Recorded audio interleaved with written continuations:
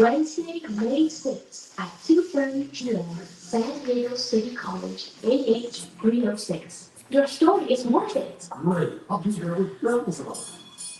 Produced by students of San Diego City College By the way, FJ. these names are right here. Victoria, Jacqueline, and Janice. Stand up so they can see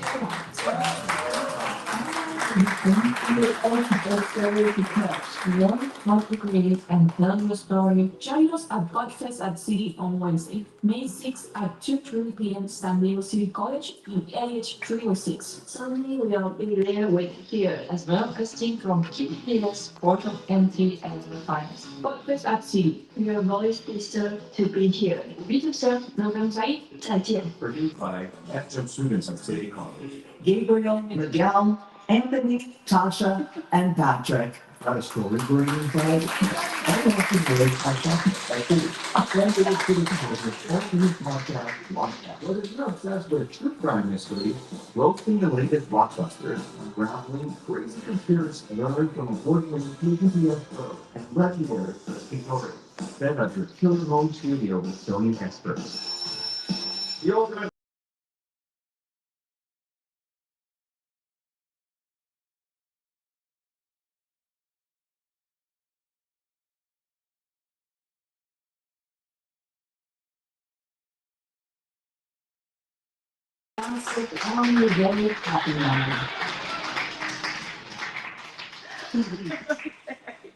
So all of my audio production students know what effects I put on there, right? Is this still?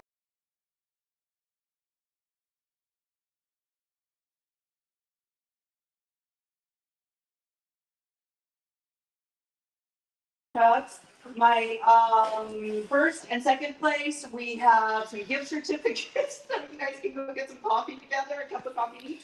And but since the bookstore is closed, since the internet is down, I couldn't get those for you.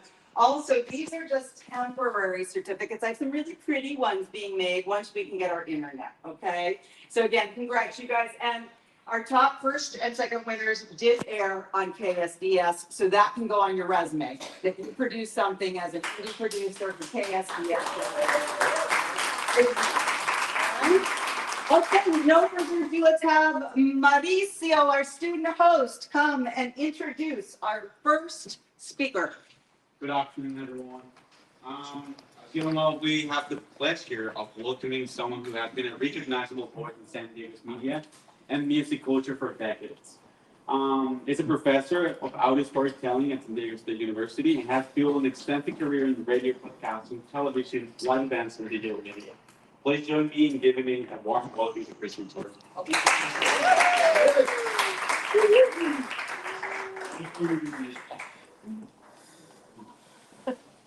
How's everybody doing? Good, good. Thank you for having me. Yeah, it's crazy. I'm a lecturer over at San Diego State, which is my alma mater.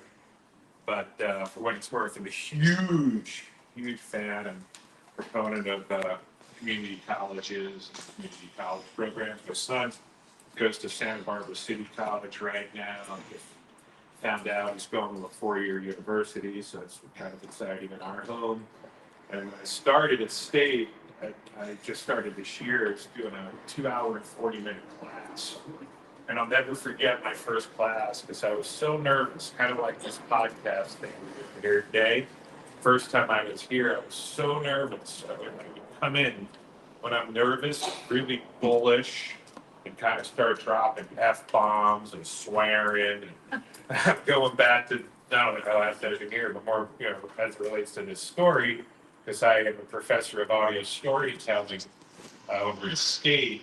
My first day, I'll never forget, being so nervous and just giving it my all, just grinding it through. And I'm like, whoa, whew, I'm exhausted. I need to take a break. What time is it? I was like, it's 4:30. It started at 4. I was like, half hour in, and I still had 2 hours to go. And I'm like, I'm done. Holy shit, I just did a shit, but I'm not nervous. I was like, I still have 2 hours and 10 minutes to go. So when I found out that I have 20, 30 minutes to speak or answer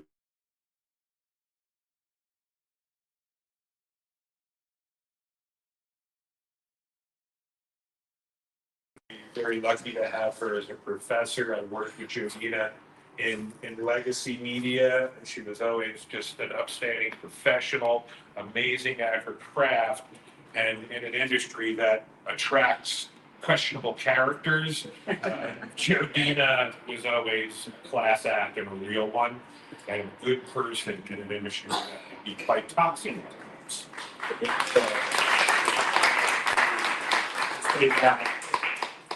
As it relates to today, in my discussion today, you know, it's interesting that you do have so many on campus, because I used to be this person that was really anti-video as it related to podcasting. And maybe it's because I came from that background and that adage of I had a face for radio. That's why I was on the radio for 25 years. But podcasting was always audio first for me. I was, and I still believe it is. But, and this is a big but, which I do have, over time, the medium, especially now, it's changed and it's moved in directions that I personally never anticipated. And it's one of those things where you can fight it and try to stay true to your belief system and your structure of how you do things.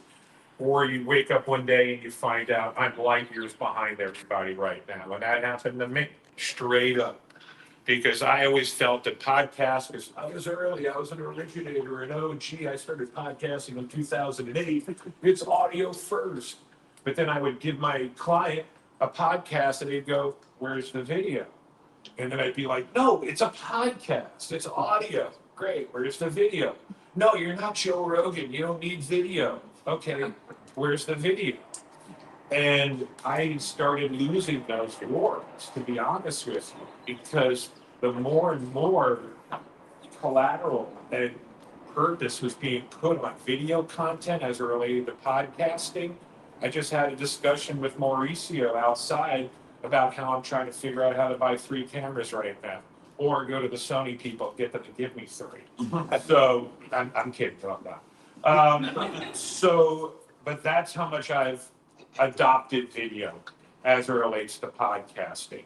Because again, I just always was a really staunch audio first, no video.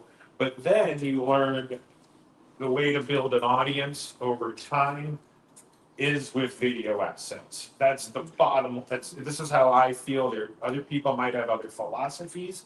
These are just based on my experiences. So now it doesn't necessarily need to be full form and long form video, which it should be. At the very least, using clips and social media to help push and elevate and amplify your podcast. It's as important as distribution and constant distribution and consistency. And as it relates to that point, I remember doing speaking engagements where I would be, content is king, distribution is queen. I don't believe that anymore. I believe distribution's king, content's queen. And I say that because how many times do you see videos on social media and you go, I can't believe that video has X amount of views. The content's awful, but the distribution on point. So that's why over the last several years, I've really had to kind of reevaluate how I look at the world of podcasting. Because when you're reporting to a boss, you're reporting to a client, and they're saying to you, how many downloads did we get this week? And you're looking at your Apple numbers, you're looking at your Spotify numbers, you're looking at your YouTube numbers, because you need to be on YouTube. Right now, YouTube is the biggest podcast audience is on YouTube, Apple, Spotify. The world is changing. And again, this is just where it's at right now. And obviously YouTube is video first, and with their shorts, the whole deal. So as it relates to this, you tell your client, you're looking at all your analytics from your audio first downloads, and you're like, how many did we get? You're like, 150 or 300. Or in some cases, I'll make jokes with my friends, 58, you know, and they spent this money on this production and all this equipment, and they're so excited. And now, okay, maybe your show got 300 downloads in these audio platforms, But check out these analytics that I could show you from YouTube Shorts, Instagram Reels, TikTok. It's mind blowing. Tens and thousands of engagements, interactions, just impressions, whatever you want to call them, people in consuming your content compared to the audio only. Eventually, you want that audio only to catch up. But again, distribution versus content. And it's no different than I could give examples on bands right now. One of the biggest bands out of San Diego to break in the probably since Blink, if not Pierce the Veil, I'd love to say These Sacred Souls, but they don't get the attention they friggin' deserve as far as I'm concerned. These Sacred Souls should be on every radio station, every platform in San Diego. The Padres should have These Sacred Souls days. That being said, has anyone ever heard of the band True Blood? True Blood. Great answers. Honestly, that's exactly how I wanted you to answer. Biggest band to come out of San Diego is a band of four brothers in Encinitas called True Blood. They broke on TikTok, and their numbers are ridiculous. If my phone was there, I would look at what their streaming numbers were for the month on Spotify. If somebody could pull that up, I'm genuinely curious. If you got Spotify, True Blood, I think the kids. four kids Yeah, in the garage. And their dad, Jamie, how many? Okay, no worries. Yeah, no worries. But that's the prime example. And I know everybody says, oh, but, again, this is, what type of content you're trying to put out to the world. You're not going to find me at a True Blood concert. They're basically, the Osmonds, or, you're a kid band. You go to the band, there's tons of people out there. But I imagine they have millions of freaking monthly. It's 230,000, but their top song has 3 million, close to 4 million streams. But only 230,000 a month? Yeah. That's interesting, because it used to be 23 million a month, which proves kind of the point where the distribution does come first, but the content has to match. At the end of the day, the content still has to be gold, because you can hit that distribution and catch that fire. So you just saying you're only at 250,000 based on some of their songs and what I know they did on TikTok and their Instagram numbers are, that's actually not very good, which shows you people are sending people to those platforms, then they're consuming the media and saying, we're not coming back. So you got to start the fire, but you also got to make sure that you can hold these people in place. And the reason why I bring True Blood up, when I say when I say, are they playing Pet, they're selling out the Observatory. But I also know that they signed deals with CAA. They signed deals with Warner Brothers, or Mercury rather. And it's all based on little TikTok clips. And as you said, shooting those videos in their garage. Now, is that the music I listen to, subscribe to? No, it's their particular strategy. But how do you make these type of strategies your own? Because that's where I'm going to get to, and this is my biggest point, and why I always bury my lead, which is always the topic of authenticity. Because authenticity is the best way to build an audience around your content, and using those different strategies and those different ways of elevating and amplifying your content. The best content to amplify is authentic content, because that's the stuff that's going to stick.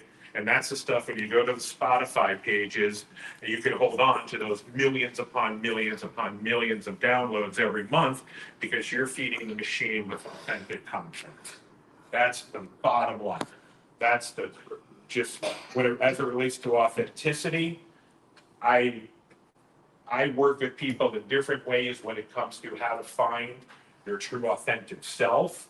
That comes with a lot of, to be honest with you, self-discovery and kind of accepting the stuff that maybe you don't like about yourself and kind of owning it and not being afraid to put it out there.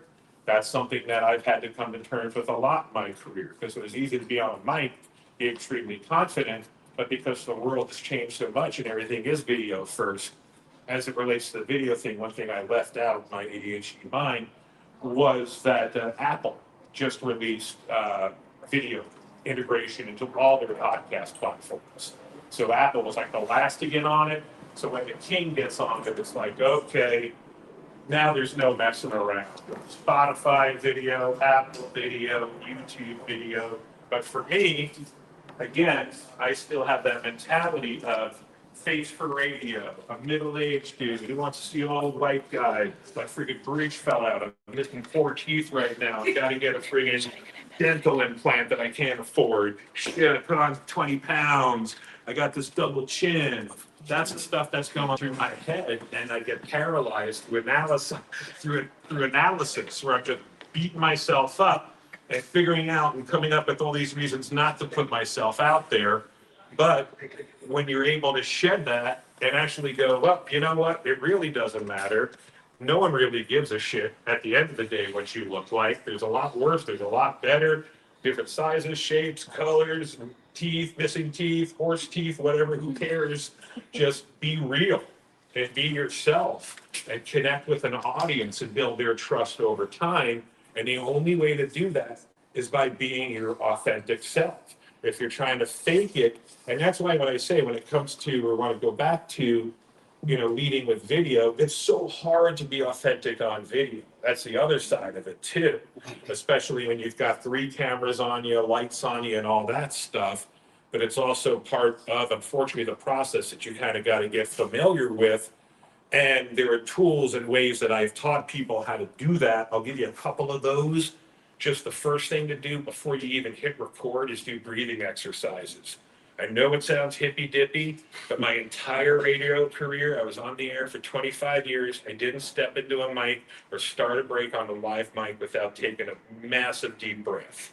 Just coming in with 5 or 7 in, and then 7 or 9 out. So my exhale was longer than my inhale, and I did that every single time before I went on or cracked a mic. And then, if I was extra nervous, I'm actually in the process of writing, now Substacks are like the new podcast, which is kind of funny. But submission, when I'm starting this project, and was talking about this opportunity where I was working in traditional radio, and I had the opportunity to interview this band, Stone Temple Pilots, right after their singer, this guy Scott Weiland, got out of prison for being caught with heroin.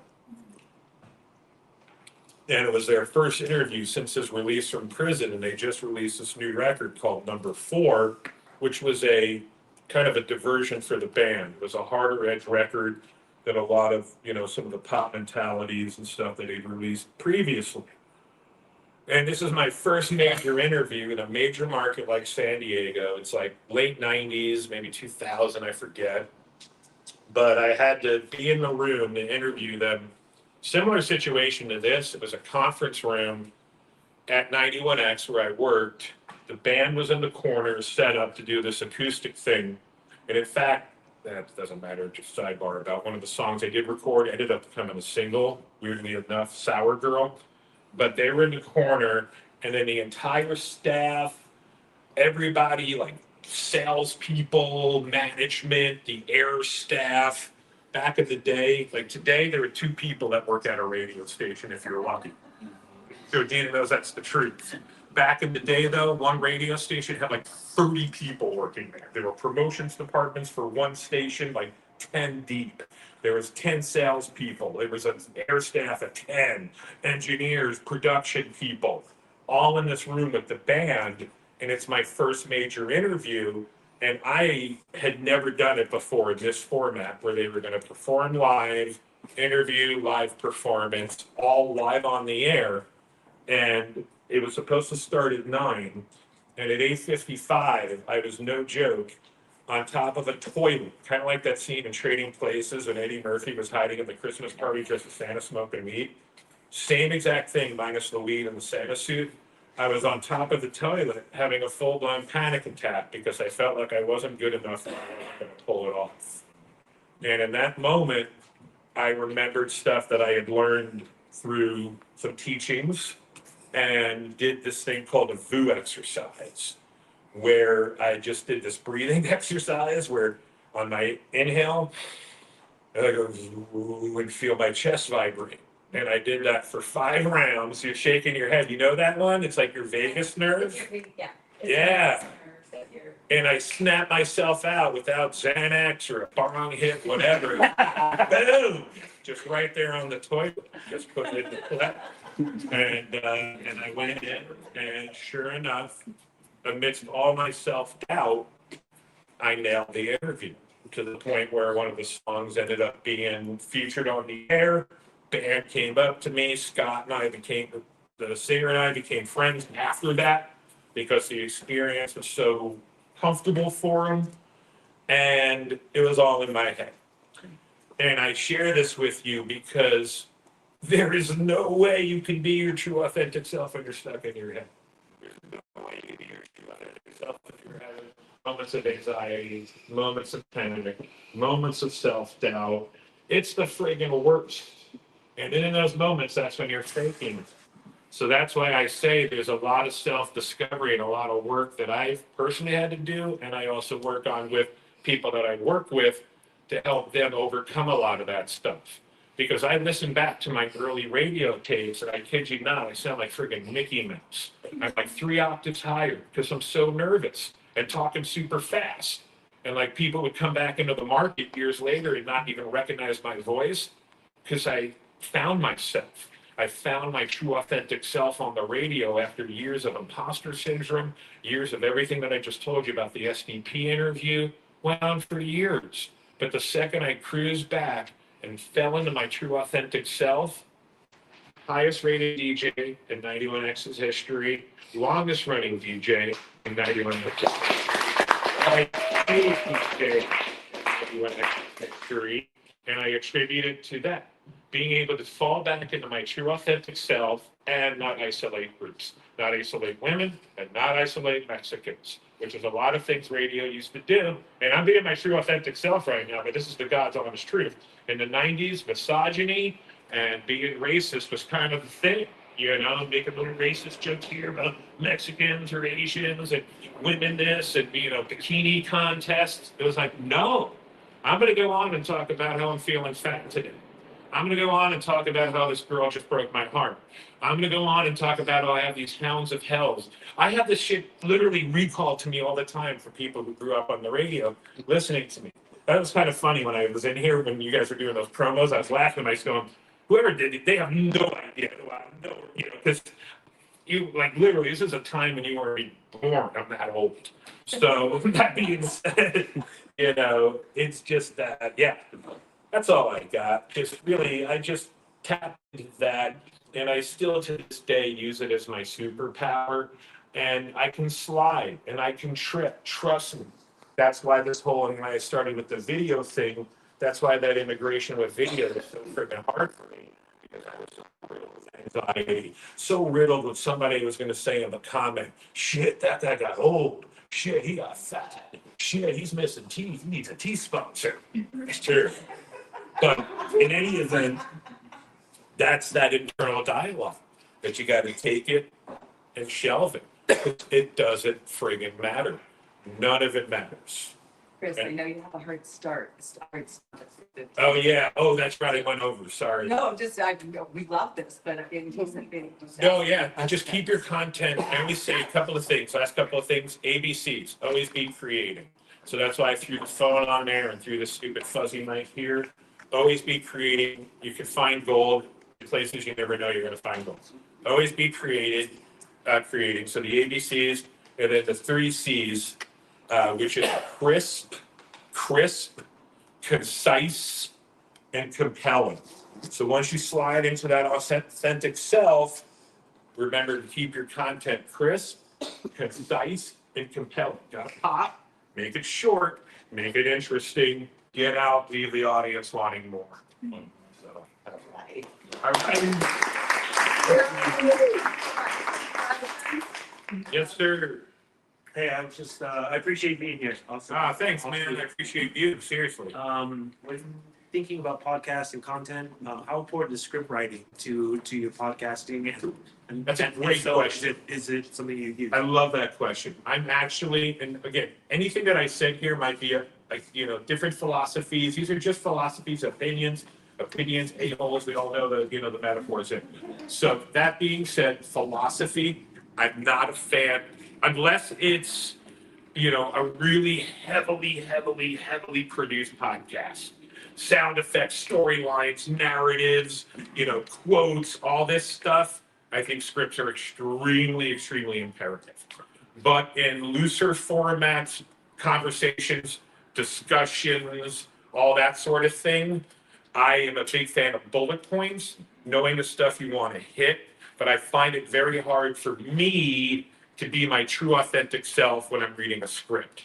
There's a scene in Howard Stern's Private Parts where he's reading a script, it messes up, and then he throws it aside and owns it and talks about how he fucked up, he's so stupid, can't believe this, that, the other thing. Goes home and his wife says, "That was the best you sounded on the air." That was the moment that light that I've been speaking of went off in Howard's head where he said, "I got to be my true authentic self." Now he went down a misogyny road that I didn't like. I actually like the new version of it better than the old. Another discussion, another time. Yes. I was going to say, how long were you at 91X, and what songs did you like to play when you were there? I was at 91X from 1995 to 2009. Oh, okay, so Zach wasn't under your tutelage then? So that I was there, I did mornings from mid-90s to the recession. All right. And then I lost my gig during the recession. My favorite thing to play was Radiohead, and Radiohead. And a little Daft Punk in there, but Radiohead and Radiohead. Just stuff that didn't get played. Locally, Pinback. It's my favorite local band. Two things. One, thank you for the therapy session. Oh, yeah. That's I've super been through a lot myself. And also, is, in your opinion, is traditional radio dead and dying? Is it dead? Is it dying? Oh, yeah. Oh, yeah, it's dying. I would say it's dead. It's dying. I feel like sports radio is still alive, news and information still alive. KPBS is amazing. Yeah. They bear, as long as they keep airing Padres games, they're going to be relevant and amazing. Yeah. Music radio is a different story. Yeah. They're struggling.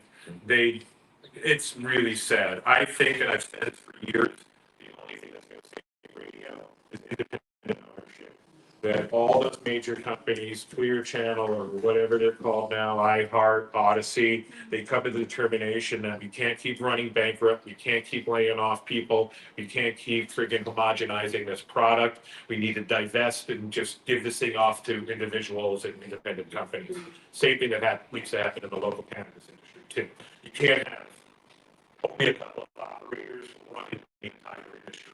It doesn't work. The industry will fail. It's a race to the bottom. I did cannabis consulting before. I used to do the marketing and communications for a large cannabis group.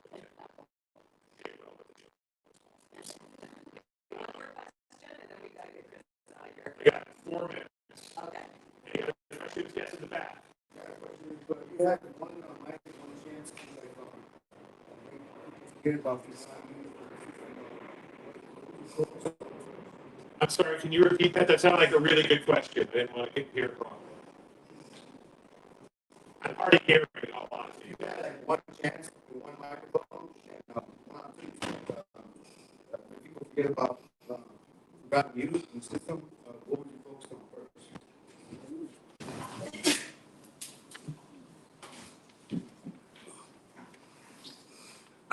Internal self-worth and being kind to yourself. That's what I would focus on.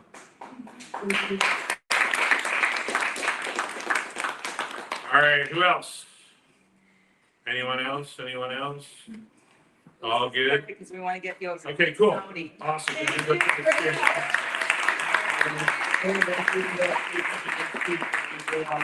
People, and they do amazing work. It's certainly worthy of your attention. So that's all I got. Thank you. Thank you. Great. All right, now we're going to introduce our next group.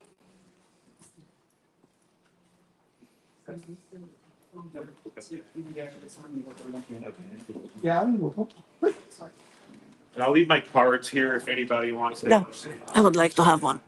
Got my phone number. Just don't crank me. I love it. If you like call me in the middle of the night, I'll be so pissed. And I'll find out who you are too. I got The card. people. Do you want to take a picture? With that, no. License plates too. All right. Nice meeting everybody. All the Yeah. best. Seriously. Thank you. All right. I forgot. You forgot it. I'm here. I will get it for you. Cool. What's up, guys? Hey, Tom. Marisa's gonna walk up there real quick. Okay, can everyone hear me? Hailing from the San Diego Tijuana border area, our next guest is a writer, producer, filmmaker, and educator. He is the producer and lead writer of the KPBS podcast Port of Entry. Please welcome Julio Ortiz Franco.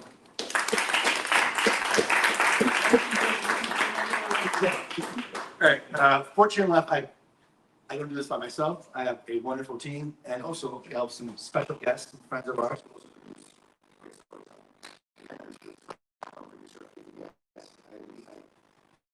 And help edit the show as well. So as you know, part of PPBS, turn on the slideshow. So let me introduce my team. The host is Alan Nisbet. No. And he is a sound designer at Villalobos.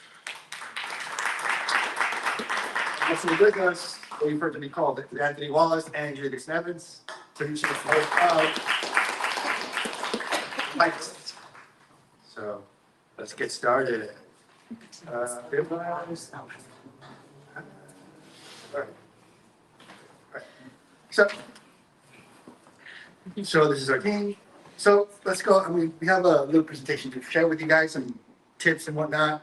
We're gonna share the mic for a bit. So basically, me and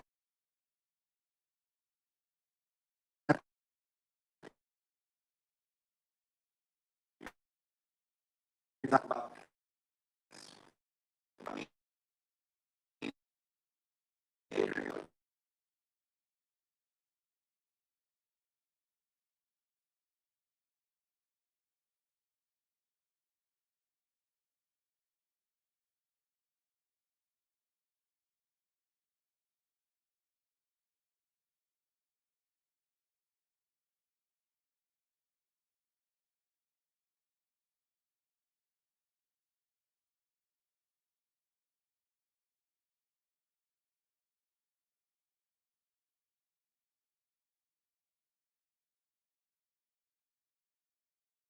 just shooting the shit, just talking about life and whatnot. So they're fun, they're cool to listen to. Then the other ones are more serious type of interview format.